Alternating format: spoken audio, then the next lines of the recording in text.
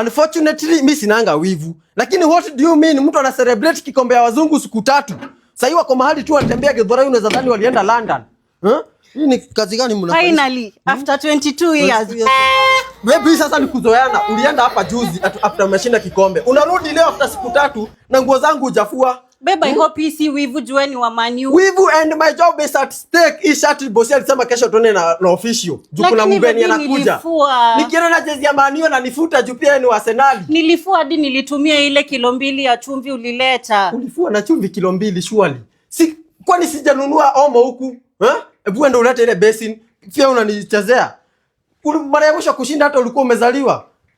Hebu wekelea maji yangu hapa nijifulie. Yaani unafua nguo zangu na chumvi kwani unazitoa mapepo. Keti tuone kama mtashinda UEFA. Kazi rahisi tu hapa wewe umeenda kucelebrate siku 3. Na hiyo omo ukipima wewe unapima na mkono. Sijui kama chumvi unapimanga na mkono lakini hiyo omo uko unapima na mkono, sawa? Wewe nguo zangu unafua na chumvi. Kitu ya dakika kidogo wewe inakutake 3 working days surely. Aki imeng'ara na vile naoshanga na 2 hours. Si ndio sasa wewe ukiosha na chumvi hii kitu ndio maana nilikubaia omo. Omo ukiosha nayo inasafisha dakika kidogo tu na utumia hata mingi.